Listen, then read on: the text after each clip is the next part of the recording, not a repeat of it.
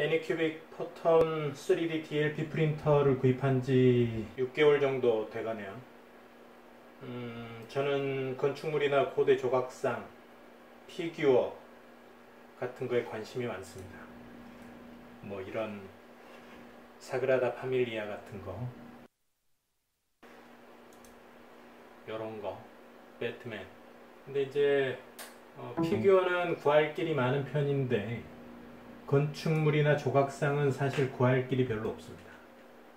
그래서 직접 만들거나 구할 방법을 찾아 요거저거 뒤져보는데 보니까 3D 프린터가 가장 적당한 것 같더라고요. 다들 찾아보셨겠지만 3D 프린터는 그 종류가 굉장히 많습니다. 저처럼 선택장애가 있는 사람들은 이거 굉장히 힘든 일이죠. 그래서 조금 더 뒤져봤어요. 그러면은 프린터가 서너 개 종류로 크게 압축되어집니다. 이 프린터 종류는 추이밀, 쫄깃방앗간이라고 하는 블로그에 잘 이렇게 다뤄져 있어서 그거를 좀 보면서 설명을 드릴 거예요. 이게 프린터, 3D 프린터의 종류들입니다. 그런데 대부분 가장 일반적으로 일반 대중들이 쓰는 방식들은 요 앞에 세 가지 방식들을 주로 많이 쓰고 있어요. 가장 많은 종류와 저렴한 가격대를 형성하고 있는 게 이 FDM이라고 하는 방식입니다. 이 FDM은 Fused Deposition Modeling의 줄임말이고요. 필라멘트 와이어를 녹여서 압출헤드를 통과시켜서 한 층씩 적층해 나가는 방식의 프린터입니다. 이 참고 이미지를 보시면 이게 이제 프린터 베드가 되고 이게 노즐인데 필라멘트를 녹여서 이렇게 쌓아서 물건을 만들어가는 방식이죠. 예를 들어 이렇게 쭉 녹여서 쌓아가지고 물건을 만드는 방식이라고 보시면 되겠습니다. 이 방식은 장점이 장비나 재료 가격이 무척 저렴합니다. 10만원대의 프린터들도 많이 있고요. 그래서 많이 사용하죠, 사람들이. 그런데 단점은 이 노즐로 플라스틱을 녹여서 이렇게 쌓아서 하다 보니까 아무래도 이 노즐이 만들어 뽑아낼 수 있는 정밀도가 굉장히 낮은 편입니다. 그래서 표면이 이렇게 거칠고요. 그래서 사포질을 많이 해줘야 되는 후처리를 해줘야 됩니다. 그리고 출력 속도도 매우 느리고요. 그리고 여기에 이제 모형을 지지하기 위해서 서포트가 설치가 되는데 이 서포트도 나중에 제거하는 게 꽤 번거롭습니다. 그 다음으로 많이 사용되는 방식이 SLA, DLP 라고 하는 광경화 적층 방식이라고 불리는 프린터 방식입니다. 이 방식은 UV 라이트나 레이저를 쏴서 여기에 있는 포토 큐어링 레진이라고 하는 물질을 경화시켜서 역시나 쌓아가는 적층시켜내는 방식으로 보시면 되겠습니다. 이거는 이 영상을 한번 보시죠.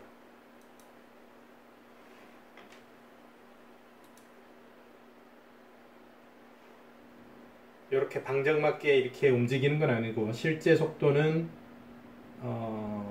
이거의 한 10분의 1쯤이라고 해야 될까요? 천천히 움직입니다. 천천히.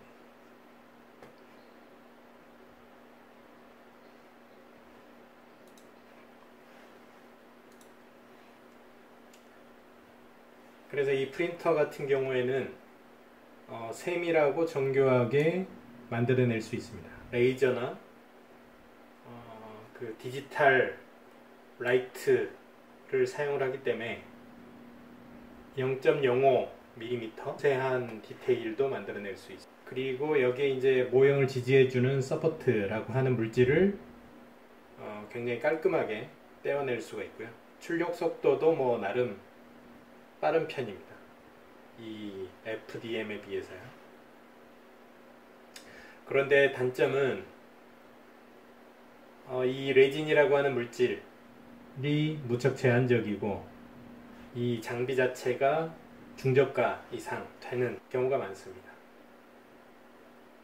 그리고 이 프린터 베드라고 하는 게 이제 사이즈가 어느 정도 정해져 있기 때문에 좀 작죠. 모형을 만들어내는데 작은 그런 프린터 베드를 가지고 있어서 큰 모형을 만들어내는 것은 좀 어렵다고 봐야 됩니다.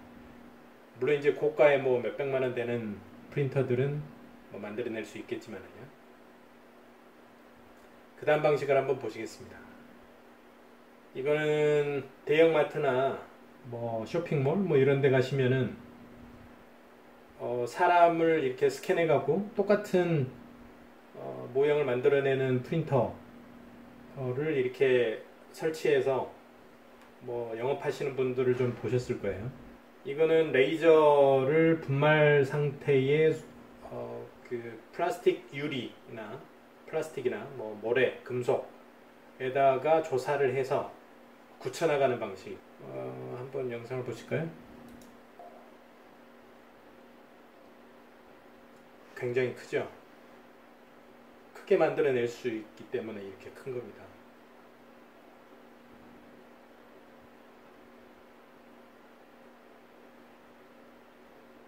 이렇게 레이저를 조사해서 굳혀서 이제 나중에 이 분말들을 걷어내면 이렇게 물질들이 생성해 있는 그런 방식이죠. 이거는 이 물질 만들어내는 물체가 강도가 굉장히 강하고 출력 속도도 굉장히 빠른 편입니다. 그리고 아까 설명드렸듯이 뭐 모래나 뭐 플라스틱, 금속, 유리 이런 것들을 녹여서 만들기 때문에 다양한 소재를 사용을 할 수 있다는 거죠. 그리고 정밀도가 굉장히 우수한 편이고요. 그렇지만 아까 동영상에서 보셨듯이 장비의 부피가 굉장히 커야 되고요. 고가입니다. 대신에 이제 그 유리나 뭐 이런 거를 녹여서 만들기 때문에 표면이 아주 매끄럽지는 않습니다. 뭐 뒤져보면 다른 방식의 프린터들도 있습니다만은 가장 도명적인 거는 방금 말씀드린 세 가지 방식 정도로 압축해 볼 수 있겠습니다. FDM, SLA, DLP, SLS.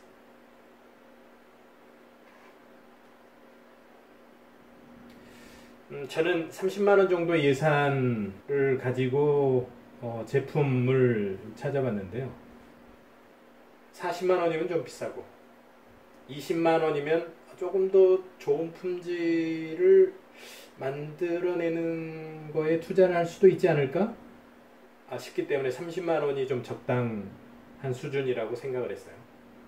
그래서 30만원 정도의 디테일한 모형, 아까 말씀드렸듯이 뭐 건축물이라든가 피규어라든가 뭐 조각상이라든가 이런 것들은 아주 디테일하게 이렇게 만들어져야 되기 때문에 보세요.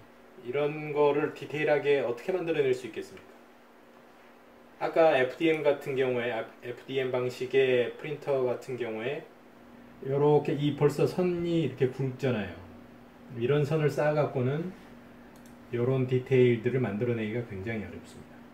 그리고 이렇게 레이저를 조사해서 하는 SLA 방식으로 넘어가면 이게 장비가 어마어마하게 이렇게 커져야 되고 이렇게 되다 보니까 이거는 뭐 도저히 어떻게 할 수가 없고, 그래서 결국에는 DLP 방식으로, SLA는 아니고 DLP 방식으로 여기에 UV 라이트를 쏴서 레진을 굳혀서 만들어내는 방식의 프린터로 압축해 들어갔습니다. 저는 알리익스프레스를 통해서 구입을 했는데요. 가격이나 뭐 방식이나 이런 것들을 넣어서 이렇게 검토해서 비교를 해보니까 두 가지 제품 정도로 크게 압축이 됐었습니다. 그거는 이제 제가 지금 쓰고 있는 아까 처음에 말씀드렸듯이 애니큐빅 포톤 3D 프린터하고 완하오 D7 플러스라고 하는 프린터, 이 두 가지로 이렇게 좁혀져 들어가더라고요. 오늘자 가격을 좀 살펴보면 중국에서 들여오는 프린터의 경우에 배송료가 42달러, 그리고 물건값은 249달러, 그래서 한 290달러 정도면은 구입할 수가 있는, 한 33만원 정도 되겠네요. 이 프린터를 구입하시면은 서비스 레진이 하나가 들어오고요. 그리고 나머지 부속품들, 우리 여기 이제 엑스트라 에퀴피 필름이라고 하는, 여기 이제 레진 배트의 밑에 깔리는 이 비닐, 그게 하나 이제 딸려오고 뭐 그렇습니다. 서비스로 들어오는 거는 뭐 이 레진 한 통 정도 들어오는 거를 좀 고맙게 뭐 생각할 수도 있죠. 시험 출력을 바로 해볼 수 있으니까요. 완하오 D7 모형의 모델의 경우에는 두 가지 모델이 있는데요. D7이 있고 D7 플러스가 있습니다. 근데 이제 D7 같은 경우에는 이게 출력을 바로 해내기가 좀 어렵게 구성이 되어 있어요. 여기에 뭐 판넬이라든가 이런 것들이 없기 때문에 별도의 판넬을 사서 붙여야 됩니다. 그 판넬 박스가 있는데요. 요것만 이렇게 별도로 있는 박스가 있는데 그거를 따로 이렇게 붙여갖고 해야 되기 때문에 그냥 D7은 조금 지금 나와 있는 이 가격보다는 저렴하지만 판넬까지 붙이고 뭐 그러면 또 가격이 올라갑니다. 그래서 좀 합리적인 거는 D7 플러스라고 하는 거, 이렇게 액정 판넬이나 뭐 이런 것들이 조작 판넬이 붙어 있는 이 모델이 좀 적당하다고 보입니다. 이게 439달러 정도 되네요.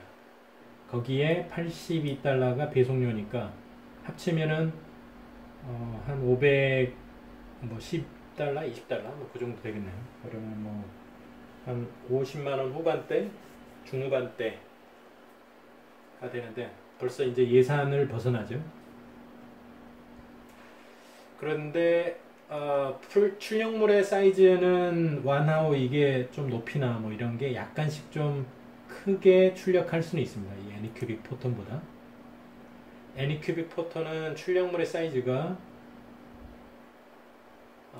11.5cm에 6.5cm 폭, 그리고 높이는 15.5cm 정도의 출력물을 뽑아낼 수가 있고요. 완하오 같은 경우에는 12cm에 6.8cm, 그 다음에 18cm 높이, 그래서 약간씩 크게 출력을 할 수가 있습니다. 그런데 결정적으로 이 완하오 D7이 애니큐빅 포톤보다 이 출력물의 출력 속도가 조금 더 빠릅니다. 제가 예전에 스터디 했을 때 2배 정도 차이가 난다고 하던데, 그거는 뭐 제가 이제 직접 확인한 거는 아니고 자료상에 그렇게 이제 나와 있었기 때문에 그거는 뭐 정확하게는 비교를 해봐야 되겠지만, 어찌됐든 비싼 만큼 출력물은 빨리 나오기 때문에 뭐 성격 급하신 분들은 완하오 D7으로 해서 빨리 뽑아 보실 수 있는 뭐 그런 거를 선택을 하셔도 되겠습니다.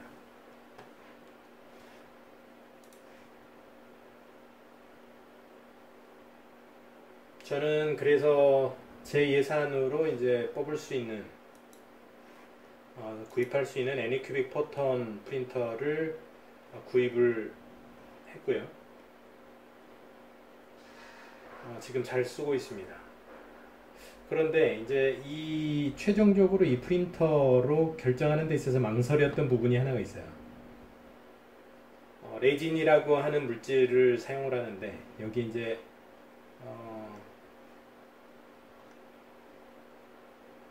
요 밑에 이렇게 깔려 있는 요 박스 있죠? 요거를 이제 레진 배트, 하는 레진 저장 용기라고 하는 건데, 여기에 레진을 붓고 출력을 설정을 하게 되면 이 위에 패널이 왔다 갔다 하면서 이 판에 이제 그 경화가 되는 레진이 굳어서 여기에 붙어갖고 점점 적층이 되면서 이렇게 만들어지는 방식인데, 이 레진이라고 하는 물질이 이제 굉장히 좀 위독성 물질입니다. 위험 물질입니다. 최근에 페이스북에 이제 애니큐빅 포톤의 프린터를 사용하는 분 중에 외국분인데요. 레진이라고 하는 물질을 잘못 이렇게 다루다가 이렇게 퍼진 물집 생기고 뭐 이런 거가 생겼어요. 이게 피부에 닿았는데 그거를 제대로 이렇게 닦아내거나 뭐 이렇게 안 하시는 것 같아요. 그래서 뭐 그런 사진도 올리시고 그런 거가 있었는데, 어찌됐든 그래서 이 레진이라고 하는 물질을 다루는 거가 좀 이제 좀 섬세한 작업이라 위험한 물질이기도 하고, 그래서 요거는 조금 아무래도 이제 섬세한 분들, 뭐 대충 이렇게 쓰시려고 하는 분들은 좀 사용하시면은 좀 안 될 것 같아요.